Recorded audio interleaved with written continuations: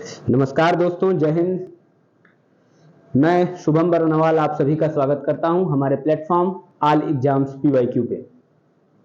दोस्तों, जैसा कि हम रिव्यू ऑफिसर एग्जाम के लिए इंडियन पॉलिटी, भारतीय राज्य व्यवस्था और संविधान के चैप्टर्स को पढ़ रहे हैं और इस क्रम में अब हम जिस चैप्टर की तरफ बढ़ेंगे, आज हमें जिस चैप्टर के बारे में पढ़ना है, जिसके बारे में डिस्कस करना है, वो है राज्य के नीति निर्देशक तत्व, यानी कि directive principle of the state policy को आज की क्लास में हम पढ़ेंगे। जैसा कि क्लासेस की इस श्रृंखला में सबसे पहले हम चैप्टर के बारे में डिस्कशन करते हैं, हम पूरा व्यापक अध्ययन करते हैं और एक व्यापक अध्ययन करने के बाद उस चैप्टर से रिलेटेड जितने भी प्रीवियस ईयर क्वेश्चंस हैं जो विगत वर्षों के एग्जाम्स में पूछे गए हैं, हम उसका पूरा डिस्कशन करते हैं।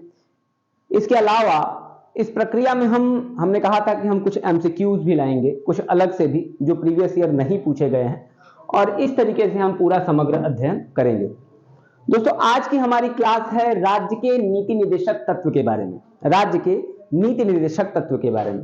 क्योंकि इससे पहले भी मैंने काफी क्लासेस पढ़ाई हैं, तो चलिए शुरू करते हैं आज की इस चैप्टर को, राज्य का नीति निर्देशक तत्व।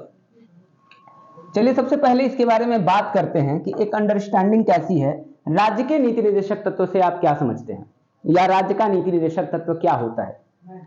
अगर मैं इसके बारे में एक पृष्ठभूमि बताऊं आपको, तो भारतीय संविधान के भाग 4, दोस्तों जैसा कि जब हम चैप्टर्स कर रहे थे तो उस दौरान हमने इसका व्यापक अध्ययन कर लिया था, इसलिए यहां मैं जो भी बताऊंगा बहुत ही शॉर्ट में, बहुत ही तेजी से बताऊंगा, क्योंकि ये क्लास मूल रूप से बस इस पर निर्भर करेगी कि हम कितने प्रश्नों को हल करते हैं। लेकिन चलिए एक बार हम यहां से रिवाइज कर लेते हैं। भारतीय संविधान के भाग 4 में अनुच्छेद कहां से कहां तक, 36 से 51 तक जिसका वर्णन है, उसी को हम क्या कहते हैं, नीति निर्देशक तत्व कहते हैं। कुल कितने से कितने तक वर्णन है, अनुच्छेद 36 से लेकर अनुच्छेद 51 तक, 51 तक राज्य के नीति निर्देशक तत्व का वर्णन है। किस भाग में वर्णन है, भाग 4 में वर्णन है। जिस दिन दोस्तों भारत के संविधान का निर्माण हो गया था और जब डॉक्टर भीमराव अंबेडकर भारत की संविधान सभा को संबोधित करने के लिए आए थे, तब उन्होंने एक बात कही थी जो नीति निर्देशक तत्व की पृष्ठभूमि हो सकती है। भीमराव अंबेडकर ने कहा था कि आज हम विरोधाभासों से भरे एक युग में प्रवेश करने जा रहे हैं।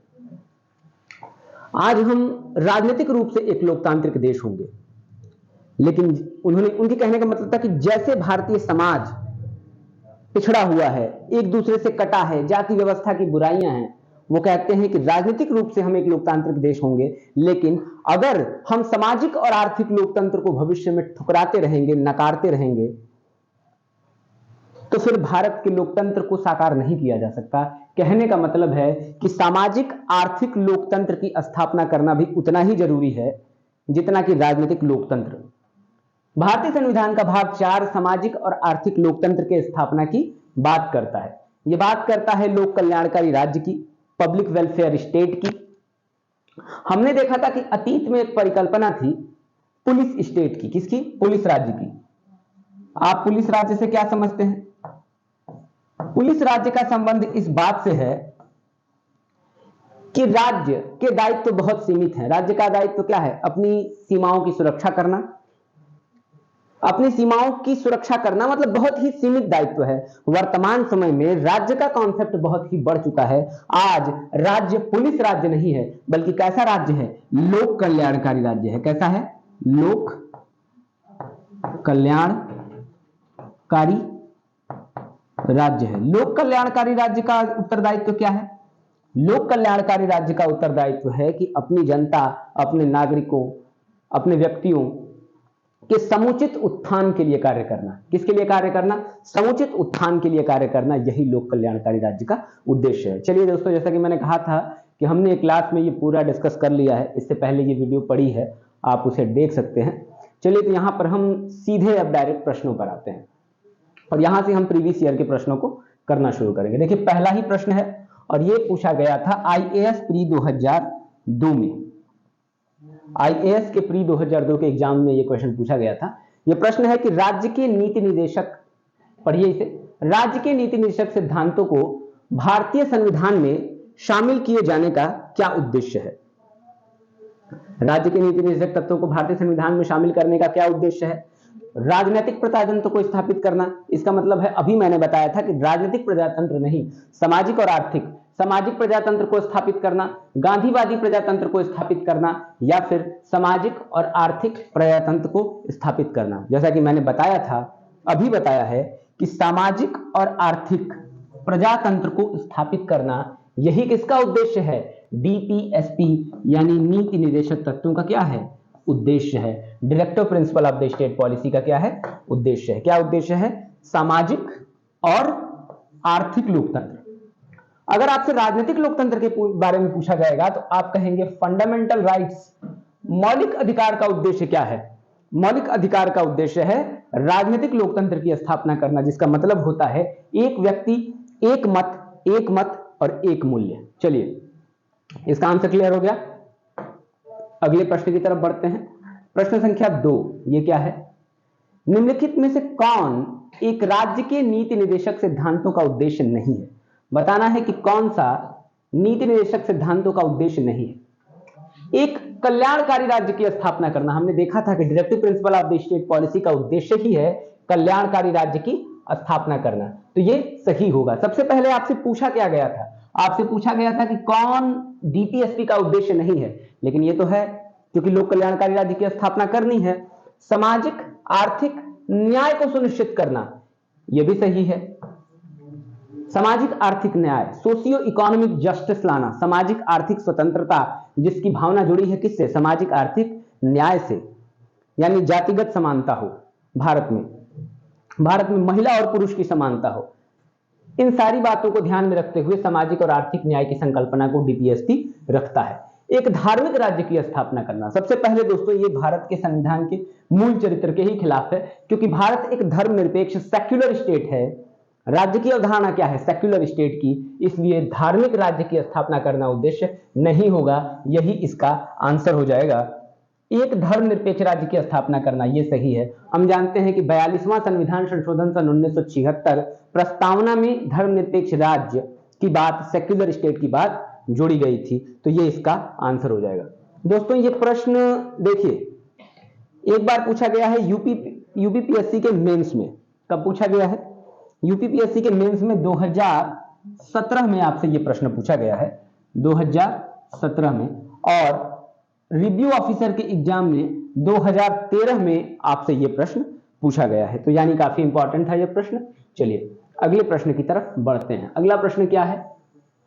राज्य के नीति निर्देशक सिद्धांत किस प्रकार मौलिक अधिकारों से भिन्न है? अब डीपीएसपी मौलिक अधिकारों से कैसे भिन्न है? पिछली वीडियो में मैंने आपको पढ़ाया था कि जहां मौलिक अधिकार वाद योग्य हैं, मतलब उनके उल्लंघन पर आप न्यायपालिका में जा सकते हैं। अनुच्छेद 32 के तहत 5 रीटें जारी होती हैं, अनुच्छेद 226 के तहत हाई कोर्ट में रीटें जारी होती हैं, यानी ये न्यायपालिका में क्या है? इन्फोर्सिएबल है, प्रवर्तनीय है, जबकि डीपीएसपी न्यायपालिका में प्रवर्तनीय नहीं है। और भी हमने चीजें पढ़ी थी, जहां मौलिक अधिकार अधिकतम नकारात्मक है, वहां पर डीपीएसपी क्या है? अधिकतम सकारात्मक है। तमाम चीजों को हमने पढ़ा था। आइए अब इसके ऑप्शंस को देखते हैं। राज्य के नीति निर्देशक सिद्धांत किस प्रकार मौलिक अधिकारों से भिन्न है? पूर्वोक्त केंद्रीय सरकार के लिए है और उपरोक्त राज्य के लिए। पूर्वोक्त यानी पहला वाला, पूर्वोक्त संविधान का अंश नहीं है, जबकि उपरोक्त है, यह भी बात नहीं है। निदेशक सिद्धांत प्रवर्तनीय नहीं है, जबकि मौलिक अधिकार क्या है? प्रवर्तनीय है। अब पूछा है कि निम्नलिखित में से किस प्रकार मौलिक अधिकारों से भिन्न है, यही इसका सही आंसर हो जाएगा। दोस्तों कैसे? निदेशक सिद्धांत क्या है? प्रवर्तनीय नहीं है, जबकि मौलिक अधिकार क्या है? मौलिक अधिकार प्रवर्तनीय है, इन्फोर्सिएबल है, यानी इसका उल्लंघन होने पर आप क्या कर सकते हैं? न्यायपालिका जाएंगे, लेकिन इसका उल्लंघन होने पर नहीं जाएंगे। जब आप संविधान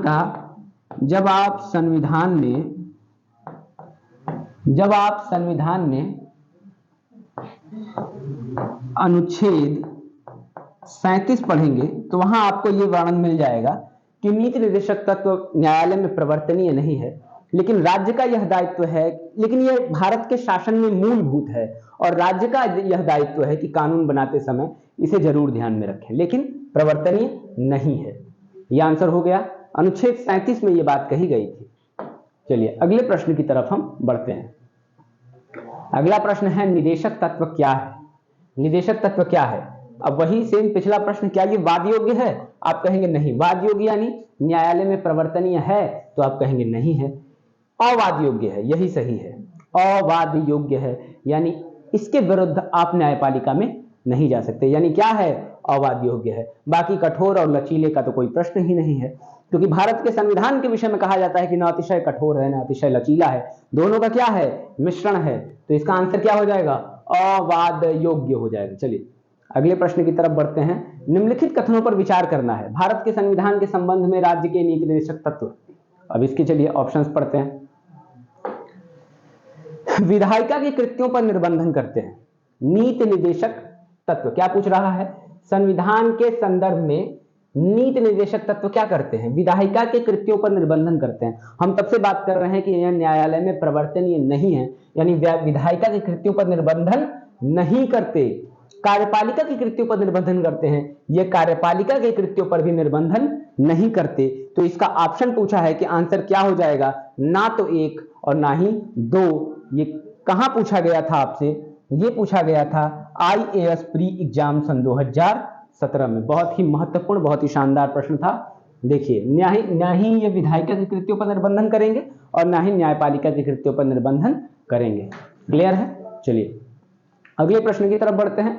अगला प्रश्न क्या है कि भारत के संविधान के भाग 4 में अंतर्विष्ट प्रावधानों के संदर्भ में निम्नलिखित कथनों में कौन सा सही है? बताना है भाग 4। भाग 4 आप जानते ही क्या होता है। भाग 4 राज्य के नीति निर्देशक तत्व के बारे में बात कर रहा है। पूछ रहा है कि इसमें अंतर्विष्ट प्रावधानों के संदर्भ में निम्नलिखित कथनों में से कौन सा कथन सही है? सही पूछ रहा है, हमेशा ध्यान रखिएगा प्रश्न में आपसे पूछ क्या रहा है। अगर पूछ देगा सही नहीं है और आप सही के भ्रम में हैं तो आप आसानी से एक गलत आंसर मार के चले जाएंगे। ये ध्यान रखिएगा। क्या सही है? वे न्यायालयों में प्रवर्तनीय होंगे? नहीं। बार बार क्वेश्चन रिपीट कर रहा है, कितनी बार कर रहा है आप खुद देख लीजिए।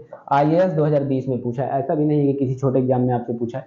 वे किसी भी न्यायालय द्वारा प्रवर्तनीय नहीं होंगे, ये तो सही बात है। ये इस भाग में अतिकथित सिद्धांत राज्य के द्वारा कानून बनाने को प्रभावित करेंगे, बिल्कुल सही है। आप भारत के संविधान का अनुच्छेद 37 पढ़िए, वो कहता है कि नीति निर्देशक तत्व किसी भी न्यायालय में प्रवर्तनीय नहीं होंगे, लेकिन साथ ही यह भी कहता है कि ये भारत के शासन में मूलभूत हैं और राज्य का दायित्व है कि कानून बनाते समय इनका ध्यान रखे। तो ये क्या हो जाएगा इसका आंसर? इसका आंसर हो जाएगा 2 और 3 दोनों, जबकि पहला क्या है? गलत है। चलिए ये क्वेश्चन कब पूछा गया था? IAS 2020 में पूछा गया था। हम पॉलिटी के प्रश्नों पर एक सामान्य समझ भी विकसित करते हुए चलेंगे, ताकि न सिर्फ हम प्रश्नों को कर सकें बल्कि प्रश्नों को समझ सकें। हमें प्रश्नों को याद नहीं करना है कि ये प्रश्न है हमने इसको याद कर लिया। अगर हमने एक समझ विकसित कर ली, एक समझ डेवलप कर ली, तो हम चीजों को बहुत ही शानदार तरीके से समझ सकते। चलिए अगले प्रश्न की तरफ बढ़ते हैं। राज्य की नीति निर्देशक तत्वों के बारे में निम्नलिखित कथनों पर हमें फिर से विचार करना है। चलिए बात करते हैं। ये तत्व देश के सामाजिक आर्थिक लोकतंत्र की व्याख्या करते हैं, बिल्कुल सही बात है। सामाजिक आर्थिक लोकतंत्र की बात तो करते ही हैं। इसके बाद इन तत्वों में अंतर्विष्ट उपबंध किसी न्यायालय द्वारा प्रवर्तनीय इन्फोर्सिएबल नहीं है। ये भी क्या है? सही है। बार बार रिपीट हो रहा है प्रश्न, बार बार रिपीट हो रहा है। ये भी आपसे IAS 2015 में पूछा गया था। दोनों जब सही हो जाएंगे तो 1 और 2 दोनों इसका क्या हो जाएगा? आंसर हो जाएगा। चलिए नया प्रश्न आएगा तो हम उसकी ठीक तरीके से व्याख्या करेंगे। अभी तो बार बार एक ही प्रश्न रिपीट कर रहा है। कल्याणकारी राज्य की संकल्पना का समावेश भारत के संविधान में है। कल्याणकारी राज्य की संकल्पना का समावेश हमने शुरू में ही आपको बताया था कि भारत किस प्रकार के राज्य की बात करता है। नीति निर्देशक तत्व लोक कल्याणकारी राज्य की बात करता है, यानी पंक्ति में खड़े आखिरी व्यक्ति का भी कल्याण करना राज्य का क्या है? दायित्व है। ये गांधी ने कहा है, रस्किन के सिद्धांत से संबंधित है। इसे हम समाजवाद कहते हैं और नीति निर्देशक किस तरह की बात करता है? सामाजिक लोकतंत्र की बात करता है, आर्थिक लोकतंत्र की बात करता है। तो इसका क्या आंसर हो जाएगा? ये आंसर सही हो जाएगा। क्या कल्याणकारी राज्य की संकल्पना का समावेश भारत के संविधान में कहां है? तो भारत के संविधान के नीति निर्देशक तत्वों में है। इसका कौन सा आंसर हो जाएगा? ए। अब आप चौथी भाग 4 के संबंध में अनुसूची 4 मत मार दीजिएगा, क्योंकि अनुसूची 4 तो कुछ और है। जाइए अनुसूची वाला वीडियो देखिए, वहां पर पूरा पढ़ा है। मौलिक अधिकार भाग 3 है और प्रस्तावना क्या है? प्रस्तावना भारत के संविधान का आमुख प्रियम्बल है, जहां से संविधान की शुरुआत हो जाएगी। चलिए इसमें क्या हो जाएगा ऑप्शन, राज्य के नीति निर्देशक तत्वों में इसका आंसर हो जाएगा। आईएएस 2015 में पूछा था, यह प्रश्न कई बार पूछा है, 41वीं बीपीएससी में भी पूछा गया है। देखिए 1994 में आपसे उत्तराखंड के पीसीएस के प्री में भी और लोअर के प्री में भी यह प्रश्न पूछा गया था, कई बार रिपीटेशन है इस प्रश्न का। चलिए अगले प्रश्न की तरफ बढ़ते हैं। भारत के लोक कल्याणकारी राज्य होने का विचार पाया जाता है। अभी हमने देखा था कि लोक कल्याणकारी राज्य का कहां पाया जाता है? नीति निर्देशक तत्व में। लेकिन अगर इतना ही करके निकल जाएंगे तो गलत हो जाएगा, क्योंकि लोक कल्याणकारी राज्य की अवधारणा सिर्फ राज्य के नीति निर्देशक तत्व में नहीं है, मूलतः ये राज्य के नीति निर्देशक तत्व में ही है। लेकिन यहां पर इस ऑप्शन में प्रस्तावना भी हो जाएगी। प्रस्तावना और नीति निर्देशक तत्व इन दोनों में है, गलती मत करिएगा। यूपीपीसीएस ने 1997 में यह प्रश्न पूछा था। नीति निर्देशक तत्व के बारे में जब भी पूछा जाए लोक कल्याणकारी राज्य, तो आप बेधड़क नीति निर्देशक तत्व ही आंसर लगाएंगे। लेकिन यहां पर इस ऑप्शन के हिसाब से संविधान की प्रस्तावना भी होगी और आयोग ने इसे भली भांति स्वीकार भी किया है, क्योंकि वहां पर भी सामाजिक आर्थिक राजनीतिक न्याय की बात की गई है। सामाजिक आर्थिक न्याय की बात की गई है। विचार, अभिव्यक्ति, विश्वास, धर्म और उपासना की स्वतंत्रता, प्रतिष्ठा और अवसर की समता, व्यापक बात की गई है। इसलिए लोक कल्याणकारी राज्य की अवधारणा आपको वहां पर भी मिलेगी। मौलिक अधिकार में नहीं, क्योंकि मौलिक अधिकार क्या है? व्यक्तिगत विकास पर आधारित है, व्यक्तिगत विकास पर आधारित है। चलिए आइए आगे बढ़ते हैं। जब भारत का संविधान बन रहा था तो अधिकारों के 2 वर्ग बनाए गए। अधिकारों के एक वर्ग में ऐसे अधिकारों को रखा गया जिन्हें दिलाना बहुत ही जरूरी था और तुरंत दिलाना चाहिए था। क्योंकि मौलिक अधिकार का मतलब क्या होता है? मौलिक अधिकार का मतलब होता है कि बिना इस प्रकार के अधिकारों को दिलाए किसी भी देश में नागरिकों को न्यूनतम मतलब ये नहीं कहा जा सकता कि वो देश स्वतंत्र है। मौलिक अधिकार एकदम मूलभूत अधिकार जो वहां के नागरिकों को चाहिए ही चाहिए, तो इसको हमने मौलिक अधिकार के अंतर्गत रखा गया। लेकिन ऐसे अधिकार जो भविष्य की संकल्पना थे, जिन्हें भविष्य में उपलब्ध कराना था, जैसे समान कार्य के लिए समान वेतन, निःशुल्क विधिक सहायता, अब ये ऐसे तत्व हैं जिन्हें तुरंत नहीं दिया जा सकता था। भारत एक नव स्वतंत्र राष्ट्र था, हमारे सामने उम्मीदें बहुत थी, सपने बहुत थे, लेकिन संसाधन क्या थे? उस हिसाब से अल्प थे। इसलिए हमें सुनियोजित तरीके से आगे बढ़ना था। इसलिए हम भारतीय संविधान का हमने भाग 4 भी बनाया, वहां अधिकारों का ऐसा दस्तावेज बनाया जिसे हम समय के साथ भविष्य में प्रोवाइड कराएंगे। जैसे एग्जाम्पल के तौर पर अनुच्छेद 40 पंचायती राज की बात की गई थी। उस समय पंचायती राज की अवधारणा को नहीं दिया गया, लेकिन चूंकि ये वर्णित था नीति निर्देशक तत्व में, तो बाद में संविधान संशोधन हुआ, 73वां संविधान संशोधन 92 में, तब जाकर ये चीज प्रोवाइड कराई गई। ठीक है, चलिए अगले प्रश्न की तरफ बढ़ते हैं। राज्य के नीति निर्देशक तत्व सहज अध्ययन के लिए निम्नलिखित में से कौन से भाग में विभाजित किए गए हैं? देखिए नीति निर्देशक तत्व को सामाजिक, उदार बौद्धिकवादी और गांधीवादी, इन तीनों भागों में विभाजित किया गया है। तो इसका आंसर क्या हो जाएगा? उपर्युक्त सभी। उपर्युक्त सभी, आंसर डी क्या हो जाएगा? इसका आंसर हो जाएगा। कुछ अधिकार ऐसे हैं जो समाजवादी हैं, कुछ अधिकार ऐसे हैं जो उदार बौद्धिकवादी कहा जाता है उन्हें, या उदारवादी कहा जाता है।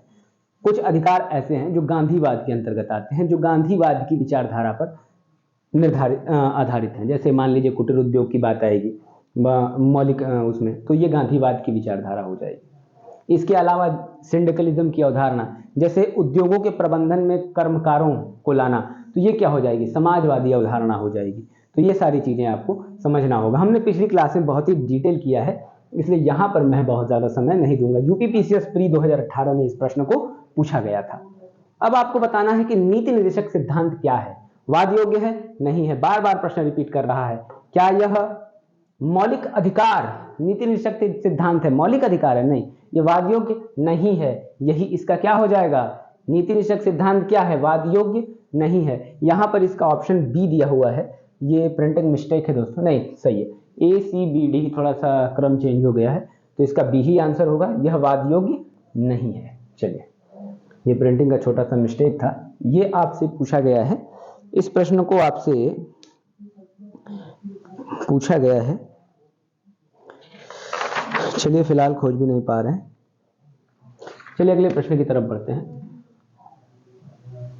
अगला प्रश्न है हमारा, भारत के संविधान के अनुसार निम्नलिखित में से कौन सा देश के शासन के लिए आधारभूत है? कौन सा देश के शासन में आधारभूत है? तो फिर से वही बात आ गई, राज्य के नीति निर्देशक तत्व। अनुच्छेद 37 क्या कहता है कि ये देश के शासन में मूलभूत है। ये सारे प्रश्न प्रीवियस ईयर में पूछे गए हैं। इतना रिपीटेशन होने का मतलब है कि प्रश्न के आने की इस चैप्टर की संभावना बहुत ही ज्यादा है, इसलिए ध्यान दीजिए, ये प्रश्न कई बार पूछे जा रहे हैं। चलिए आंसर क्या हो जाएगा? सी। अगले प्रश्न की तरफ बढ़ते हैं। अगला प्रश्न क्या है? अगला प्रश्न है कि भारतीय संविधान के अंतर्गत धन का केंद्रीकरण किसका उल्लंघन करता है? धन का केंद्रीकरण नहीं होना चाहिए। अगर धन का केंद्रीकरण होने लगा तो इसका मतलब क्या है?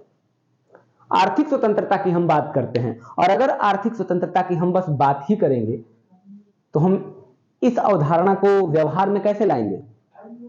धन का केंद्रीकरण नहीं होगा, इसका मतलब क्या है? आर्थिक स्वतंत्रता होगी, आर्थिक न्याय होगा। भारतीय संविधान का जब आप अनुच्छेद 39 पढ़ेंगे, 39 CD, वहां पर पढ़ेंगे, ये किस भाग में है? 36 से 51 क्या है? नीति निर्देशक तत्व। तो वहां पर इस बात का वर्णन दिया गया है। किस बात का वर्णन दिया गया है? कि धन का केंद्रीकरण नहीं होगा। धन का केंद्रीकरण किसका उल्लंघन है? नीति निर्देशक तत्वों का उल्लंघन है। धन का केंद्रीकरण किसका उल्लंघन है? नीति निर्देशक तत्वों का उल्लंघन है। क्लियर है दोस्तों? चलिए अगले प्रश्न पर पढ़ते हैं। ये प्रश्न पूछा कब गया था? ये IAS 2021 में पूछा गया था। तो नीति निर्देशक तत्वों का क्या है? ये उल्लंघन है। अगले पे बढ़ते हैं। अगला प्रश्न है कि समान कार्य के लिए समान वेतन भारत के संविधान में उल्लिखित किया गया है। समान कार्य के लिए समान वेतन, समान कार्य के लिए समान वेतन दोस्तों राज्य के नीति निर्देशक सिद्धांत का अंग है। और अगर इसके लिए आर्टिकल आपसे पूछा जाएगा तो 39D, ये क्या है? समान कार्य के लिए समान वेतन, मतलब समान कार्य के लिए सभी को क्या मिलेगा? समान वेतन। ऐसा नहीं कि एक समान कार्य है अलग अलग वेतन मिलेंगे। समान कार्य के लिए समान वेतन की परिकल्पना कहाँ की गई है? नीति निर्देशक तत्वों में की गई है। चलिए, चूंकि ये नीति निर्देशक तत्वों का हिस्सा है इसलिए न्यायालय में प्रवर्तनीय नहीं है।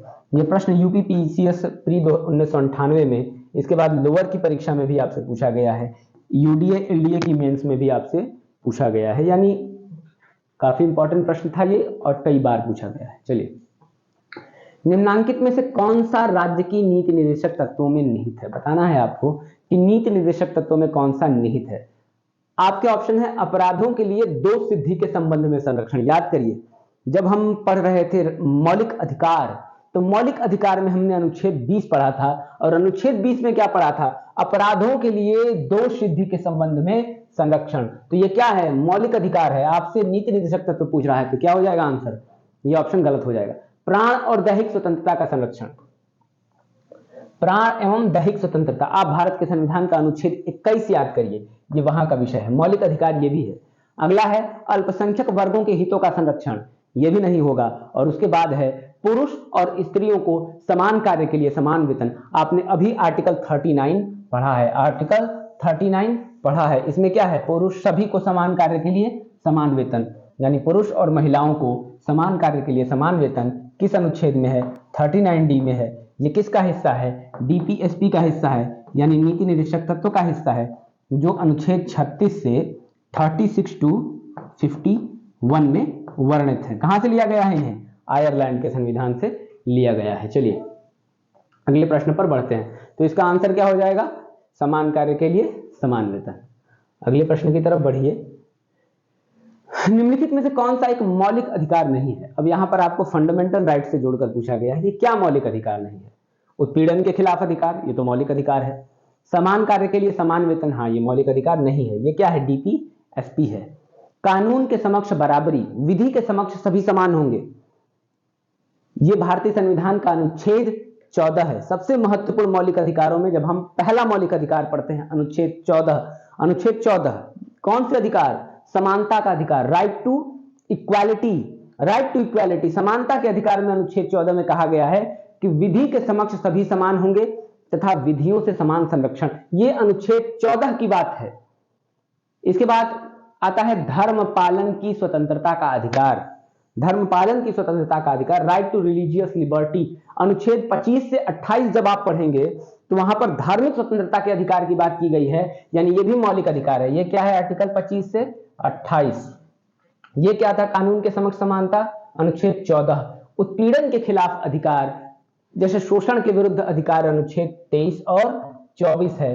बालात श्रम और बाल श्रम क्रमशः उसमें आते हैं, लेकिन समान कार्य के लिए समान वेतन 39D है। अब तक आप इतना तो समझ गए होंगे कि ये आर्टिकल 39D काफी इंपॉर्टेंट है। चलिए अगले प्रश्न की तरफ बढ़ते हैं। ये आया था आपका यूपी पीसीएस की मेंस 2014 में। यूपी पीसीएस मेंस 2014 में ये प्रश्न आपसे पूछा गया है। अगले प्रश्न की तरफ बढ़ेंगे। भारत में निम्नलिखित में से किसके अंतर्गत पंचायती राज प्रणाली की व्यवस्था की गई थी? पंचायती राज व्यवस्था के बारे में हमने पढ़ा था। क्या पढ़ा था? कि बलवंत राय मेहता की समिति पहली ऐसी समिति जिसने पंचायती राज व्यवस्था की बात करी थी, लेकिन संवैधानिक दर्जा बहुत बाद में दिया गया। अशोक मेहता समिति आई, थंगुन समिति आई, हनुमंथैया की रिपोर्ट आई, इसके बाद इसी क्रम में लक्ष्मीमल सिंह साहब आते हैं। इन सभी लोगों से गुजरने के बाद हम जब पढ़ते हैं 73वां संविधान संशोधन, तब जाके कभी 1992 में इस पंचायती राज की अवधारणा को संविधान संशोधन के द्वारा क्या दिया गया? एक कानूनी दर्जा दिया गया। यहां पर पूछा है कि निम्नलिखित में से किसके अंतर्गत पंचायती राज प्रणाली की व्यवस्था की गई थी, लेकिन यहां पर पहले की बात है राज्य के नीति निदेशक सिद्धांत। जब आप पढ़ेंगे डीपीएसपी अनुच्छेद 40, कौन सा अनुच्छेद? 40 किससे संबंधित है? पंचायती राज व्यवस्था से। यहां पर क्या कहा गया था कि पंचायती राज व्यवस्था की जाएगी। जैसा कि गांधी कहते थे कि भारत कहां बसता है? गांव में बसता है। तो पंचायती राज व्यवस्था की व्याख्या अनुच्छेद 40 में की गई थी, लेकिन जैसा कि हम जानते हैं कि नीति निदेशक तत्व न्यायालय में प्रवर्तनीय नहीं है, इसलिए इसका बहुत ज्यादा मूल्य नहीं था। बाद में एक संवैधानिक संशोधन इसके लिए किया गया है। अब ये क्लियर है? चलिए अगले प्रश्न की तरफ बढ़ते हैं। अगला प्रश्न है भारत के संविधान के अंतर्गत ग्राम पंचायतों का गठन। भारत के संविधान के अंतर्गत ग्राम पंचायतों का गठन, चलिए इसे देखते हैं क्या कह रहा है। ये एक मूलभूत अधिकार है। मूलभूत यानी मौलिक।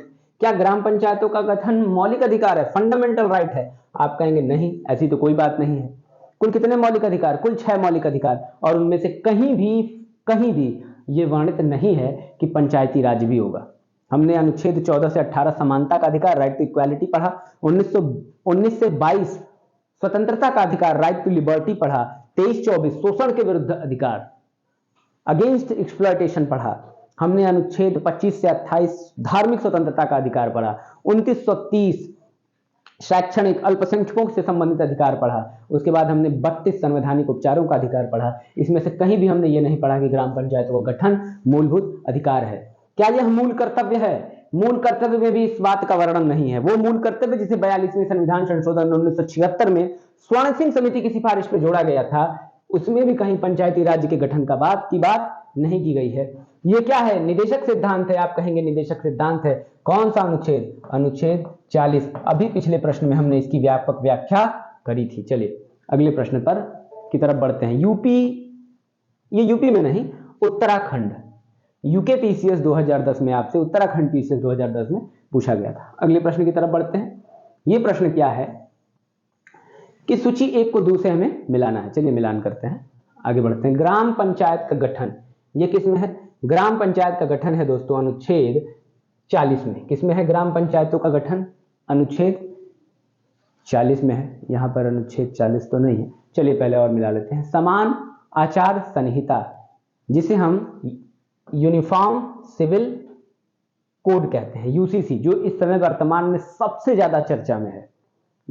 समान नागरिक संहिता, आचार संहिता, ये समान नागरिक संहिता होनी चाहिए थी। चलिए इसका वर्णन किया गया है अनुच्छेद 44 यानी 44 में।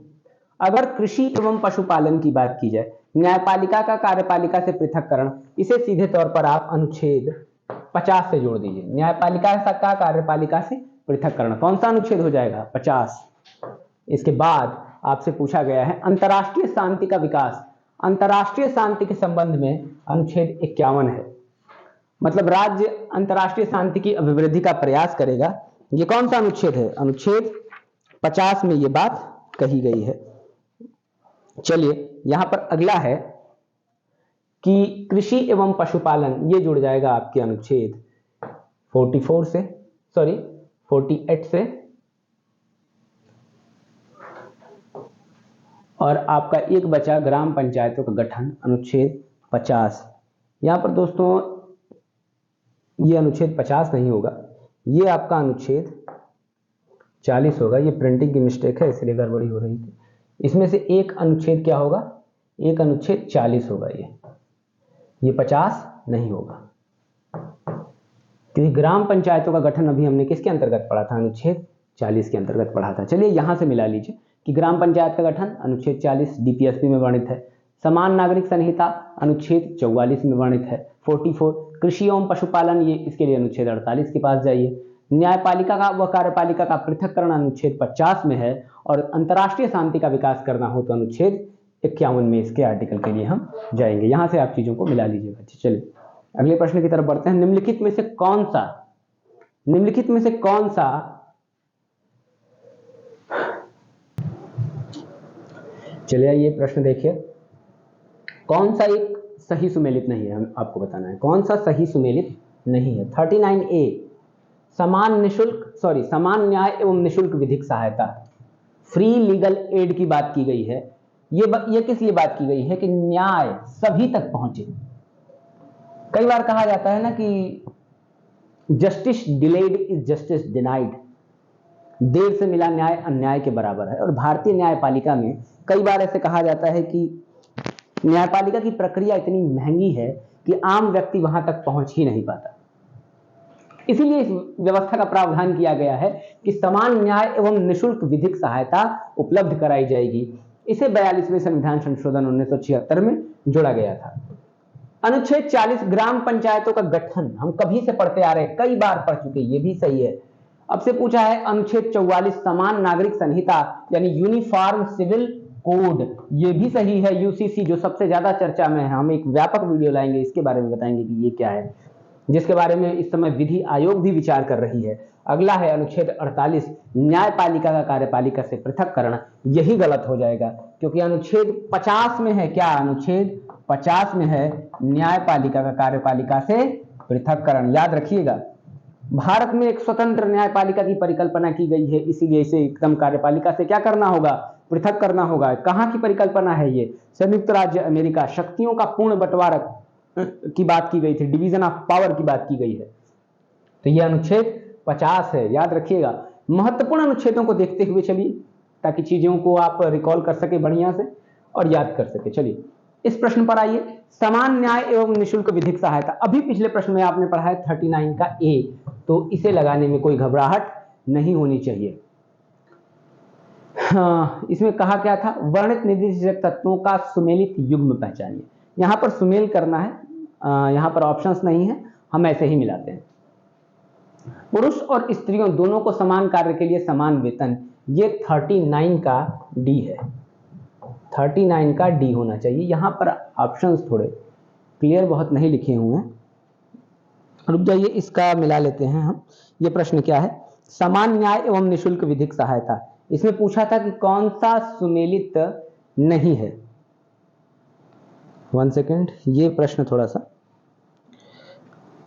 हाँ, सुमेलित युग्म पहचानिए, समान न्याय एवं निःशुल्क विधिक सहायता।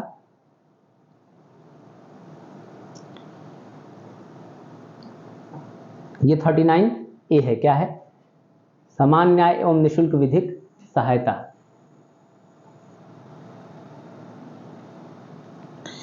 कृषि और पशुपालन का संगठन। दोस्तों ये प्रश्न समझने में थोड़ी कठिनाई हुई, क्योंकि ऑप्शन ही ऐसा बना दिया है ना कि चीजें दिक्कत हुई। आपसे पूछ रहा था कि सुमेलित युग्म पहचानिए, इसीलिए थोड़ा सा कंफ्यूजन हो रहा था। समान न्याय एवं निःशुल्क विधिक सहायता, ये अनुच्छेद 39 में है, क्या है, 39 में है। समान न्याय निःशुल्क विधिक सहायता 39 ए में है, तो ये क्या होगा, गलत होगा, यानी ये नहीं होगा। कृषि और पशुपालन का संगठन, ये भी नहीं होगा। ये अनुच्छेद 48 की बात करता है, तो ये भी नहीं होगा। ग्राम पंचायतों का संगठन, ये अनुच्छेद 40 में होगा। मुझे कंफ्यूजन हो रहा था कि पूछ क्या रहा है, और पूछ बहुत छोटी सी चीज रहा था। पुरुष और स्त्रियों दोनों को समान कार्य के लिए समान वेतन हो, यही आर्टिकल 39 में है। 39 का डी है। क्या है? 39 का डी है, यही इसका आंसर हो जाएगा। हाँ चलिए, अब ये सही आंसर हो गया। बाकी के सारे ऑप्शंस मैच नहीं करते, बाकी के सारे ऑप्शन मैच नहीं करते। चलिए हम अगले प्रश्न की तरफ बढ़ते हैं। निम्नलिखित में से कौन सा सही सुमेलित नहीं है, आपको बताना है। न्यायपालिका का कार्यपालिका से पृथक करना बिल्कुल सही है, अनुच्छेद 50 में है। अनुसूचित जातियों तथा अनुसूचित जनजातियों तथा अनुसूचित जनजातियों के शैक्षणिक तथा आर्थिक हितों की अभिवृद्धि, अनुच्छेद 46। सहकारी सोसाइटी का संवर्धन, अनुच्छेद 43A, तथा ग्राम पंचायतों का गठन और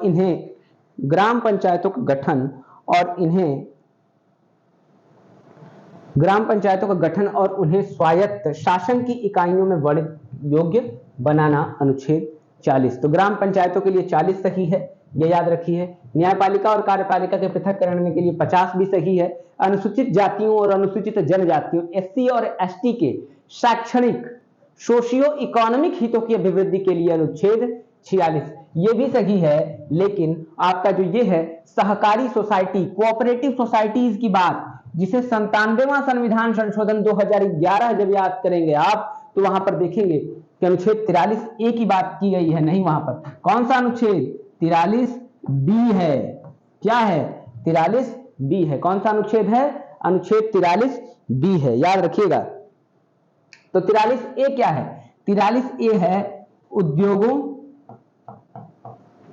के प्रबंधन में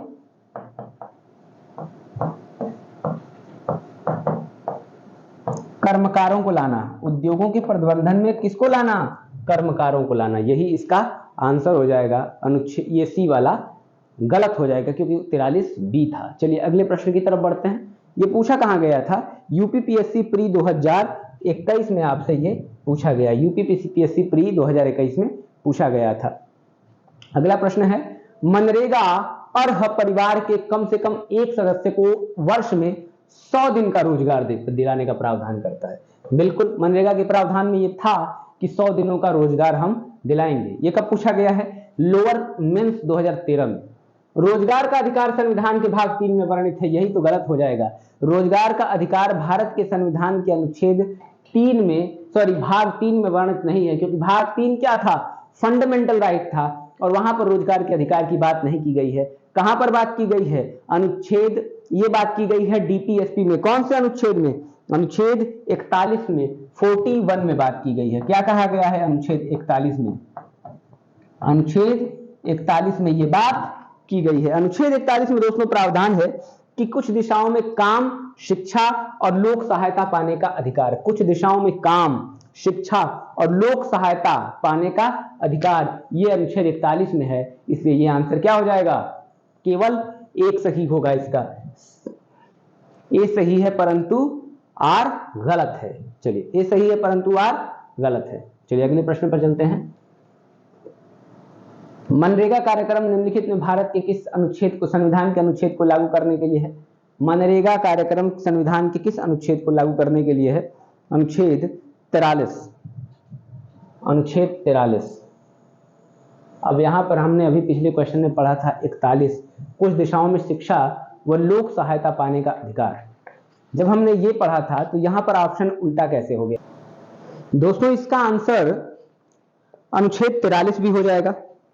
जैसा कि अनुच्छेद 41 के तहत उपबंधित है कि राज्य अपनी आर्थिक सामर्थ्य और विकास की सीमाओं के भीतर काम पाने के अधिकार को प्राप्त कराने का प्रभावी उपबंध करेगा।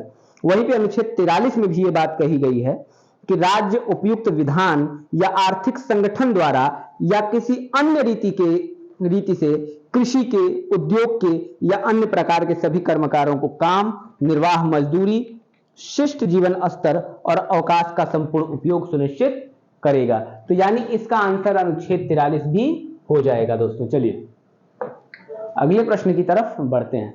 अगला प्रश्न क्या है? 42वें संविधान संशोधन द्वारा किस अनुच्छेद के माध्यम से श्रमिकों के प्रबंधन में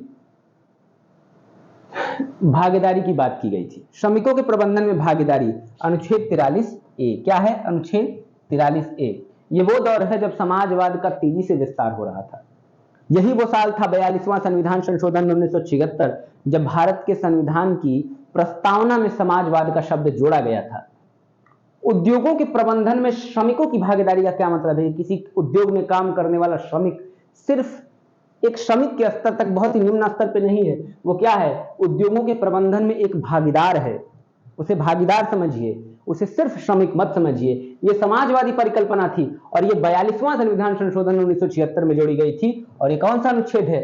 43A है। और इसी 43B में बाद में जाकर कर कोऑपरेटिव सोसाइटीज की बात की जाएगी, सहकारी सोसाइटी की बात की जाएगी। चलिए अगले प्रश्न की तरफ बढ़ते हैं। संविधान के किस अनुच्छेद के द्वारा उद्योगों के प्रबंधन में कर्मकारों की भागीदारी का प्रावधान किया गया है? अनुच्छेद 43A। उद्योगों के प्रबंधन में कर्मकारों की भागीदारी, अनुच्छेद 43A इसका क्या हो जाएगा? आंसर हो जाएगा। संविधान के किस अनुच्छेद में उद्योगों के प्रबंधन में कर्मकारों की भागीदारी की बात की गई है? तो कौन सा आंसर हो जाएगा दोस्तों? ये 43A हो जाएगा। इसका थोड़ा सा प्रिंटिंग मिसप्रिंट था। चलिए अगले प्रश्न की तरफ बढ़ते हैं। अगला प्रश्न क्या है? अगला प्रश्न है, भारत में न्यायपालिका का कार्यपालिका से पृथक्करण किससे न्यायादेशित है? न्यायपालिका का कार्यपालिका से पृथक्करण ये भारत के संविधान का अनुच्छेद, कौन सा अनुच्छेद है? अनुच्छेद 50। अनुच्छेद 50 क्या कहता है? कार्यपालिका और न्यायपालिका दोनों एक दूसरे से अलग होंगे। ये राज्य की नीति निर्देशक सिद्धांत के अंतर्गत आने वाला तत्व है। ये इसका ऑप्शन क्या हो जाएगा? बी इसका आंसर हो जाएगा। जबकि 7वीं अनुसूची अलग है, पर 7वीं अनुसूची अलग है, वहां पर राज्य सूची, केंद्र सूची और अलग अलग सूचियों का वर्णन किया गया है। उद्देशिका में इस बात की नहीं की गई है कि कार्यपालिका पृथक्करण होगा। ये कौन सा आंसर है? राज्य का नीति निर्देशक तत्व द्वारा। अगला प्रश्न है, राज्य के नीति निर्देशक सिद्धांतों के निम्नलिखित अनुच्छेदों में से कौन सा अंतर्राष्ट्रीय शांति और सुरक्षा के संवर्धन से संबंधित है? अंतर्राष्ट्रीय शांति और सुरक्षा की बात अनुच्छेद 51 कहता है। हम पीसफुल को एग्जिस्टेंस की बात करते हैं, शांतिपूर्ण सह अस्तित्व, जो भारत में बौद्धिकता की शानदार परंपरा है, बौद्ध धर्म से लिया गया है ये शांतिपूर्ण सह अस्तित्व। तुम भी बने रहो, हम भी बने रहें।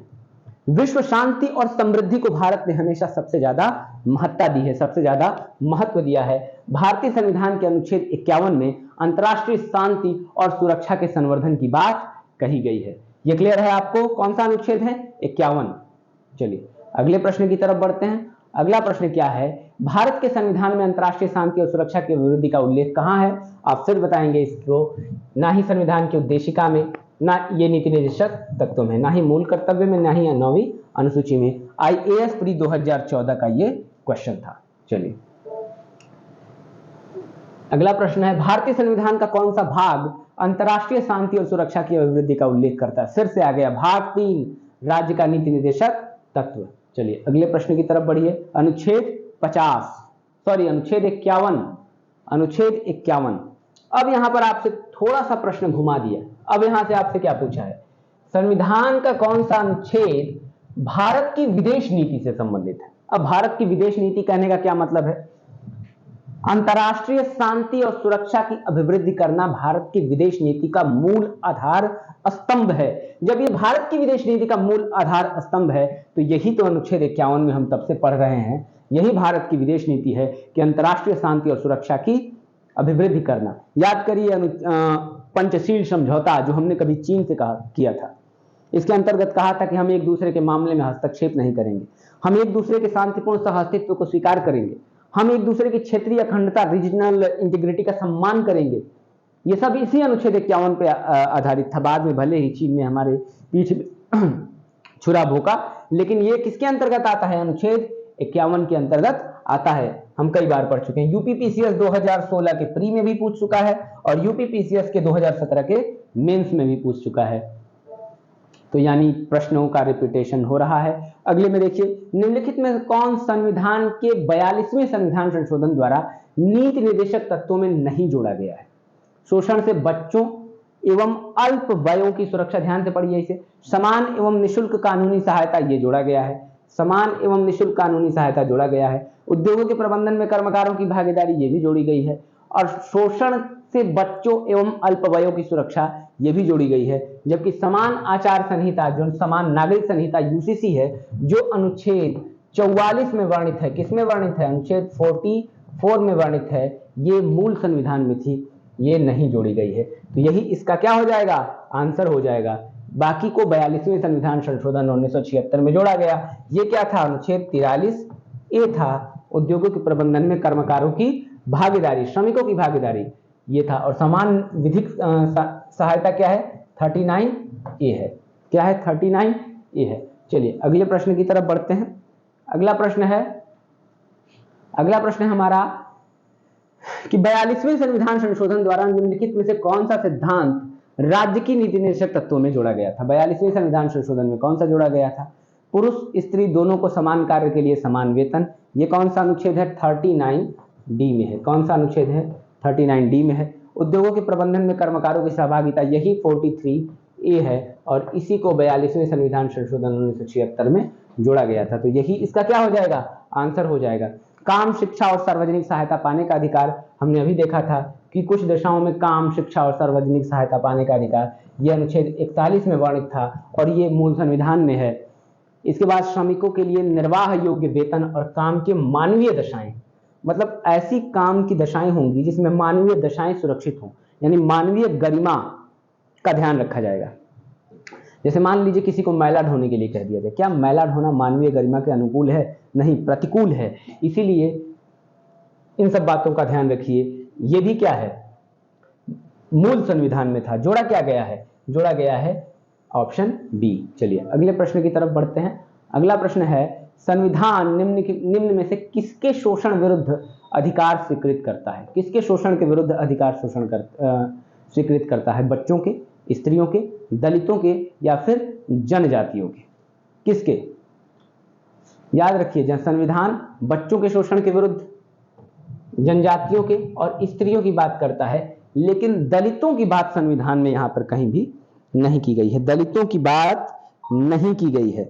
संविधान में बच्चों, स्त्रियों और जनजातियों के शोषण के विरुद्ध अधिकार की स्वीकृति प्रदान की गई है, जबकि दलित शब्द का प्रयोग भारत के संविधान में ये नहीं किया गया। हाँ, अस्पृश्यता के अंत की बात की गई है। किसके अंत की बात की गई है, अस्पृश्यता के अंत की बात की गई है और वो भारत के संविधान के अनुच्छेद 17 में है, लेकिन यहां दलित शब्द का प्रयोग किया गया था, इसलिए ये नहीं होगा।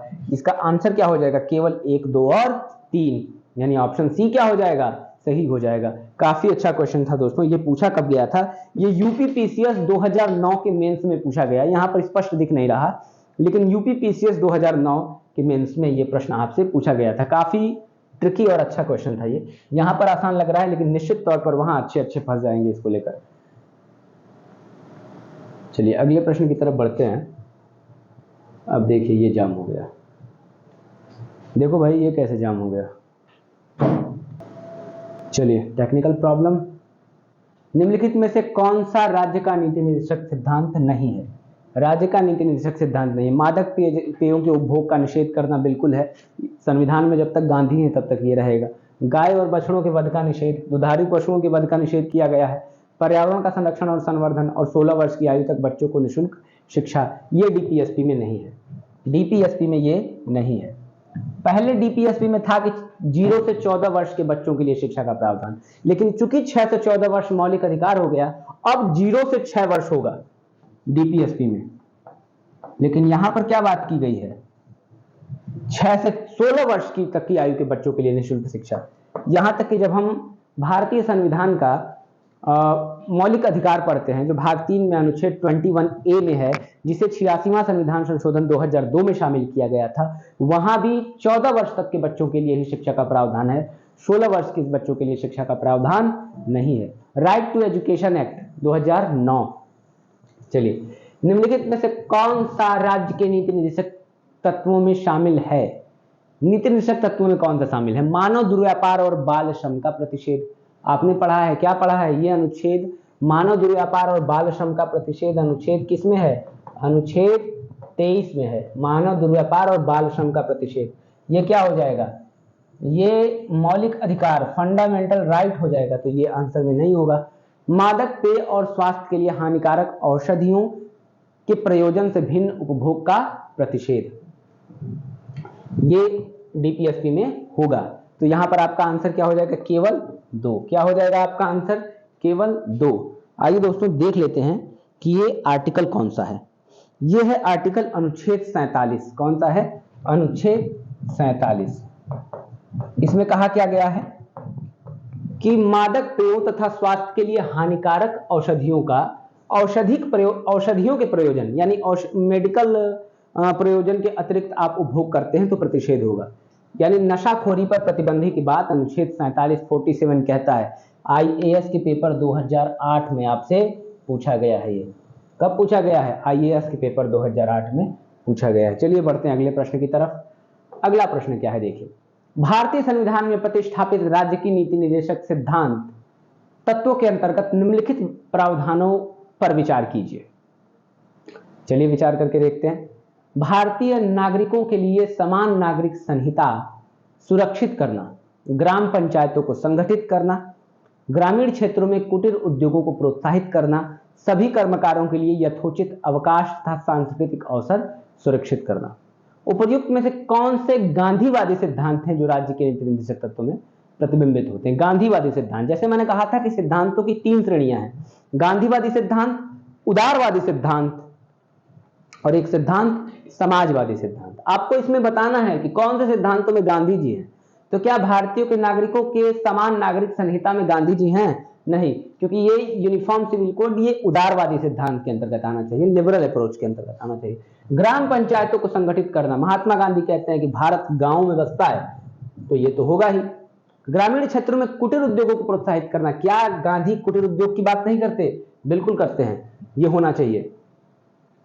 सभी कर्मकारों के लिए यथोचित अवकाश तथा सांस्कृतिक अवसर सुरक्षित करना, कर्मकारों की बात कर रहा है, यानी कर्मचारियों की बात कर रहा है। उद्योगों में कर्मचारियों के प्रबंधन, इन सभी की बात समाजवाद करता है। कौन करता है? समाजवाद करता है। तो ये भी नहीं होगा, ये समाजवाद का तत्व हो जाएगा और पहला उदारवाद का तत्व हो गया। बाकी दोनों 2 और 3 क्या हो गए? इसका आंसर क्या हो जाएगा? सी, 2 और 3, यही इसका आंसर हो जाएगा। क्लियर? चलिए ये देख लेते हैं कि कब पूछा गया था ये प्रश्न। ये आपसे पूछा गया था आईएएस 2012 में, ये आपसे पूछा गया है आईएएस के एग्जाम 2012 में पूछा गया। चलिए अगले प्रश्न की तरफ बढ़ते हैं। अगला प्रश्न है हमारा, निम्नलिखित में से भारत के संविधान में किससे पर्यावरण संरक्षण एवं संवर्धन तथा वन एवं वन्य जीव की रक्षा के प्रावधान पाए गए हैं? पर्यावरण संरक्षण, वन एवं वन्य जीव के संरक्षण के प्रावधान पाए गए हैं। इसके ऑप्शन देखते हैं। पहला, केवल राज्य के नीति निर्देशक तत्वों में, तो केवल राज्य के नीति निर्देशक तत्वों में तो ये नहीं है। दूसरा है केवल मूल कर्तव्यों में, या उपर्युक्त में से कोई नहीं। ऑप्शन सी है 1 और 2 दोनों में, तो ऑप्शन सी इसका आंसर हो जाएगा। यानी पर्यावरण संरक्षण एवं संवर्धन तथा वन एवं वन्य जीवन की रक्षा का प्रावधान जहां नीति निर्देशक तत्वों में राज्य के लिए है, वहीं मौलिक कर्तव्यों में यह दायित्व तो किसके लिए है? नागरिकों के लिए है। आप इसके लिए आर्टिकल देख लीजिए।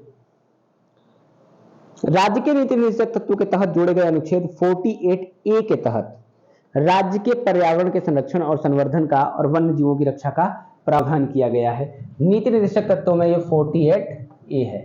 नीति निर्देशक तत्वों में क्या है? 48A है। और जब बात की जाएगी मूल कर्तव्यों की, तो ये हो जाएगा 51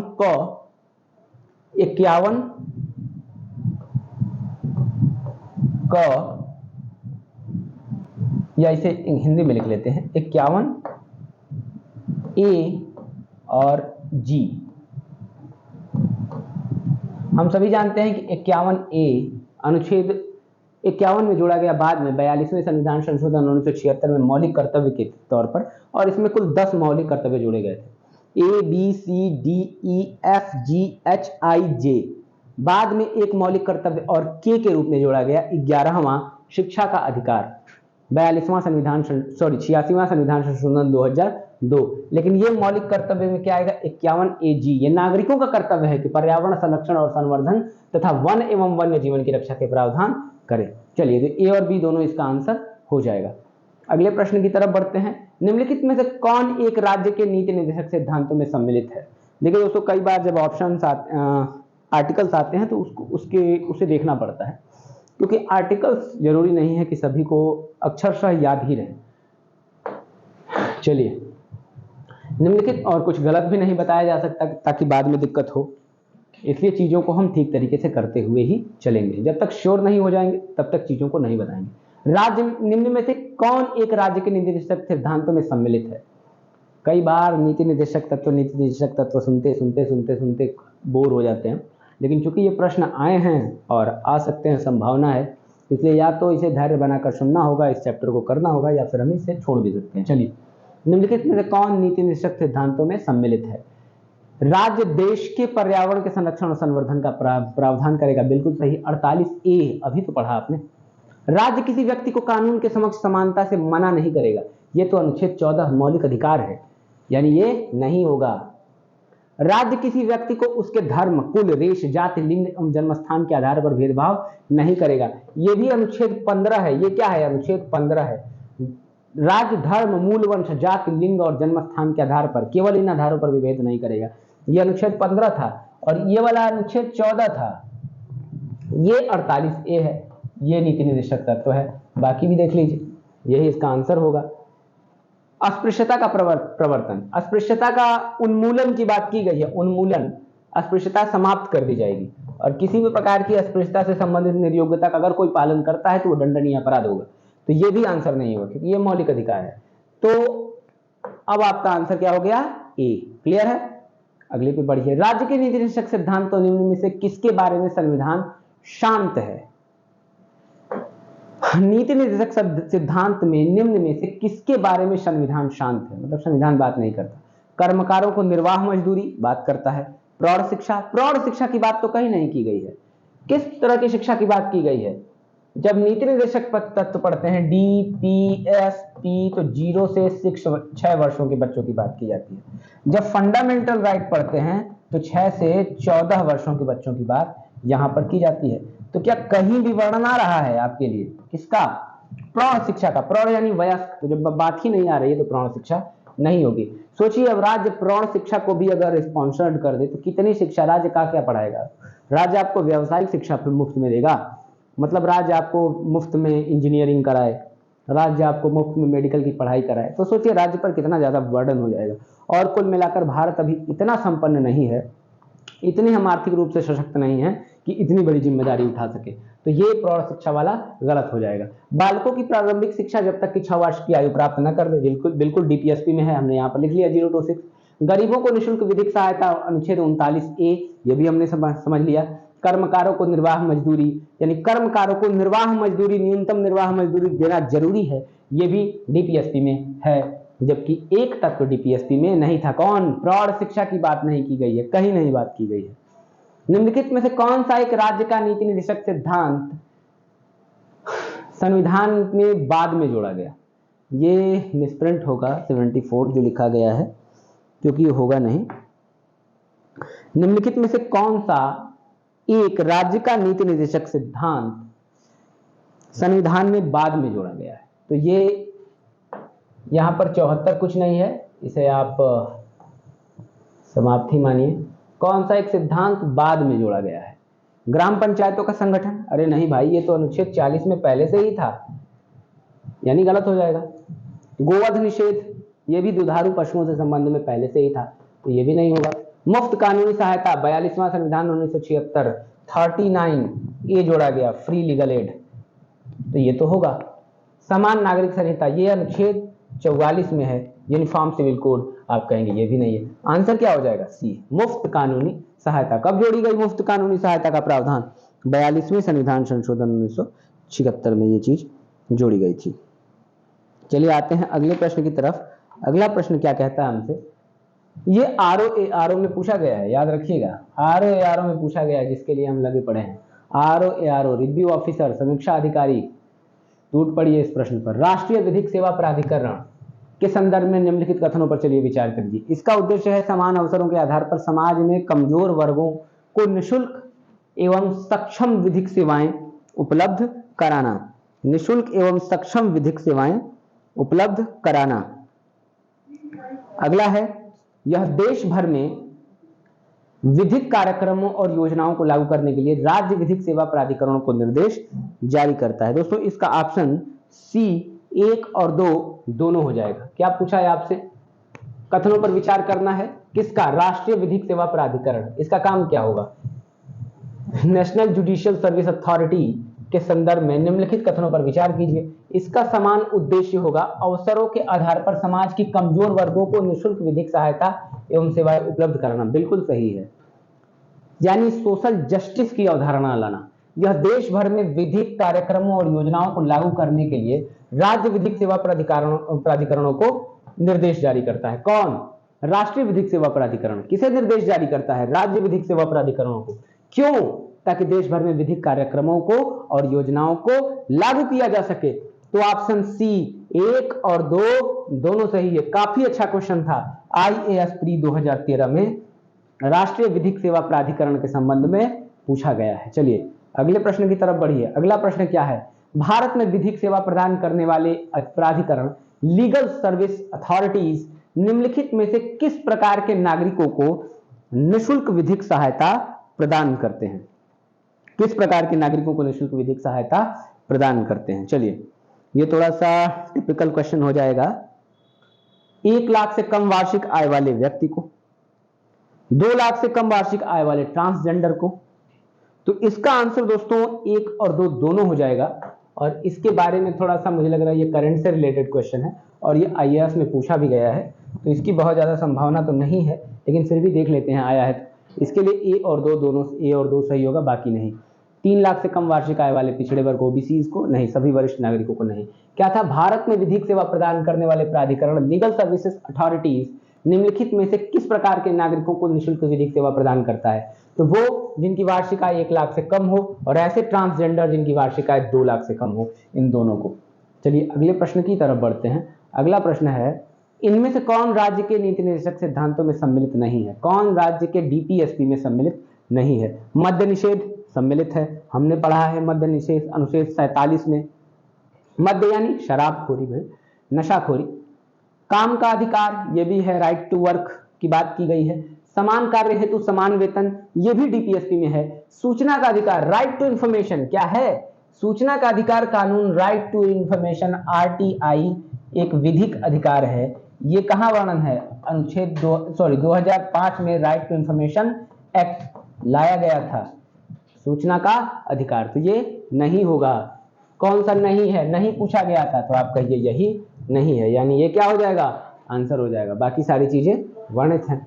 चलिए अगले प्रश्न की तरफ बढ़ते हैं। निम्नलिखित में से कौन सा नीति निर्देशक तत्व है? समान नागरिक संहिता अनुच्छेद 44 ये है। प्रेस की स्वतंत्रता नहीं है, ये 19(1)A में आएगी, आपकी 19(1)A में आ जाएगी।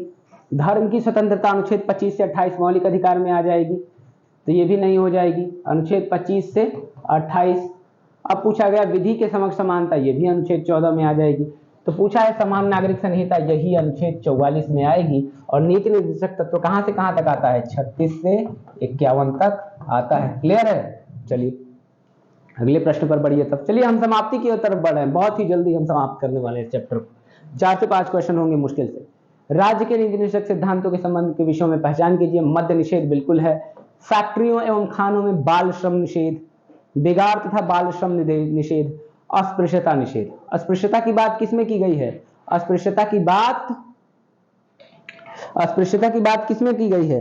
अस्पृश्यता की बात की गई है दोस्तों मौलिक अधिकार में। पूछा क्या गया है? निम्नलिखित में से कौन नीति निर्देशक निम्नलिखित में राज्य के नीति निर्देशक सिद्धांतों के विषयों की पहचान कीजिए। नीति निर्देशक सिद्धांतों के विषयों की पहचान करना है। पहला में था मद्य निषेध, दूसरा में फैक्ट्रियों एवं बाल खानों में बाल श्रम निषेध, तीसरा था बेगार एवं बालाश्रम निषेध और चौथा अस्पृश्यता निषेध। कूट की सहायता से सही उत्तर का हमें चयन करना है, तो सही उत्तर आ जाएगा 1 मद्य निषेध अनुच्छेद 47। बाकी मद्य निषेध क्या है? अनुच्छेद 47 यही आएगा DPSP में, बाकी नहीं आएंगे। फैक्ट्रियों में बाल श्रम निषेध है, ये तो अनुच्छेद 24 है। बेगार एवं बाल श्रम का निषेध है, बेगार अनुच्छेद 23 में आता है और अस्पृश्यता 17 में आती है। बाकी सभी मौलिक अधिकार के टॉपिक्स हैं। चलिए अगले प्रश्न पर, निम्नलिखित में से राज्य नीति निर्देशक सिद्धांतों के विषयों में पहचान कीजिए। सेम क्वेश्चन, सेम वही प्रश्न है, इसमें भी क्या हो जाएगा? मद्य निषेध, वही वाला पिछला वाला ही क्वेश्चन। चलिए राज्य के नीति निर्देशक सिद्धांत एक ऐसा चेक है जो बैंक की सुविधा अनुसार अदा किया जाता है, सबसे इंपॉर्टेंट, और इसको थोड़ा सा आपको समझना चाहिए। कहा गया है कि राज्य के नीति निर्देशक सिद्धांत एक ऐसा चेक है जिसका भुगतान बैंक की इच्छा पर है। केटी शाह ने इस स्टेटमेंट को दिया था, बड़ा ही फेमस स्टेटमेंट है। ऐसा उन्होंने क्यों कहा? मान लीजिए डीपीएसपी है, राज्य के नीति निर्देशक तत्व हैं, डीपीएसपी। इसका काम क्या है? डीपीएसपी के साथ क्या है? ये न्यायालय में अप्रवर्तनीय है, यानी अवादी योग्य है। यानी आपको एक तरफ राज्य अधिकार तो दे रहा है, लेकिन अगर अधिकारों की बात तो कर रहा है, लेकिन देने की गारंटी नहीं दे रहा है। जैसे समान कार्य के लिए समान वेतन, इसकी बात डीपीएसपी में कहा गया, लेकिन अगर नहीं दिया जाएगा तो आप क्या न्यायालय में जा पाएंगे? नहीं जा पाएंगे। यानी एक ऐसा चेक है, चेक तो काट दिया गया सिग्नेचर करके कि लो चेक काट दिया गया, लेकिन इस चेक का भुगतान होना बैंक की इच्छा पर निर्भर करेगा। बैंक चाहेगा तो देगा, नहीं चाहेगा नहीं देगा। तो ऐसे अधिकारों का क्या मतलब है? यही कहना चाहते थे केटी शाह।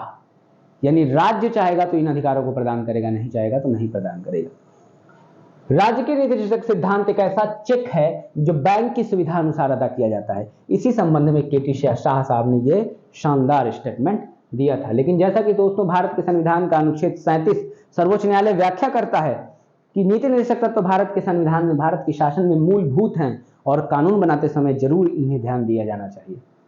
चलिए अगले प्रश्न पर चलते हैं। भारत के संविधान के संदर्भ में निम्नलिखित कथनों पर विचार कीजिए। मूल अधिकार, मूल कर्तव्य, राज्य के नीति निर्देशक तत्व। क्या विचार करना है? भारत सरकार द्वारा आरंभ किए गए राष्ट्रीय सामाजिक सहायता कार्यक्रम में भारत के संविधान में, राष्ट्रीय सामाजिक सहायता कार्यक्रम में भारत के संविधान में के उपर्युक्त उपबंधों में से कौन सा या से पूरे होते हैं? कौन सा या से पूरे होते हैं? राज्य के नीति निर्देशक तत्व। इसका आंसर क्या हो जाएगा? बी। इसका आंसर क्या हो जाएगा? बी। बी में क्या है? केवल 3। बी में क्या है? केवल 3। ये थोड़ा सा फिर से अंतर हो गया, ए के बाद सी, सी के बाद बी, बी के बाद डी, लेकिन आप केवल 3 को ही मारेंगे। प्रश्न क्या था? भारत के संविधान के संदर्भ में निम्नलिखित कथनों पर विचार करना था। मूल अधिकार, मूल कर्तव्य, यानी मूल अधिकार भाग 3, मूल कर्तव्य 4A और मूल नीति निर्देशक तत्व भाग 4। पूछा गया कि इनमें से भारत सरकार द्वारा आरंभ किए गए राष्ट्रीय सामाजिक सहायता कार्यक्रम भारत के संविधान के उपयुक्त उपबंधों में से कौन से पूरे होते हैं? तो राष्ट्रीय सामाजिक सहायता कार्यक्रम नीति निर्देशक तत्वों के अंतर्गत आएगा, नीति निर्देशक तत्वों के अंतर्गत आएगा। चलिए अगले प्रश्न की तरफ बढ़िए। अगला प्रश्न क्या है? भारत संविधान के भाग 4 में दिए गए निर्देशक सिद्धांतों में से निम्न में से कौन सा सूचीबद्ध है? समान कार्य के लिए समान वेतन, बिल्कुल समान कार्य के लिए समान वेतन भी है। अनुच्छेद 39 ग है, ये डी है, 39 डी है, समान कार्य के लिए समान वेतन। समान नागरिक संहिता अनुच्छेद 44 है। छोटे परिवार का मानदंड तथा प्राथमिक स्तर पर मातृभाषा में शिक्षा। तो आइए देखते हैं, यहाँ ऑप्शन से मिलाने की कोशिश करते हैं। एक और दो तो हो जाएगा, तो यही इसका आंसर होना चाहिए। 1 और 2 होना चाहिए, ये इसका आंसर होना चाहिए। 1 और 2, जी हाँ बिल्कुल सही है। 1 और 2 इसका क्या हो जाएगा? आंसर हो जाएगा। ये आपसे पूछा भी गया है बीपीएससी में। दोस्तों ये प्रश्न भी हो गया। यहाँ पर दोस्तों हमने इस चैप्टर को पूरे तरीके से खत्म कर लिया। राज्य के नीति निर्देशक तत्वों को हमने समाप्त कर लिया, इसके प्रश्नों को कर लिया। दोस्तों मैं ये कहूँगा आपसे फिर से कि जरूर एक बार आप जाइए और वहाँ पर डीपीएसपी का पूरा लेक्चर देखिए। बहुत बड़ा लेक्चर भी नहीं है, आप वहाँ से पूरी चीज़ों को समझ सकते हैं और एक बार आप पढ़ने के बाद यहाँ पर आ रहे हैं तो चीज़ों को आसानी तरीके से कर सकते हैं। दोस्तों आज की क्लास में इतना ही, मिलूंगा आपसे फिर एक नई क्लास में, ऑल एग्जाम्स PYQ की एक नई क्लास में। तो दोस्तों आज के लिए इतना ही। नमस्कार, जय हिंद।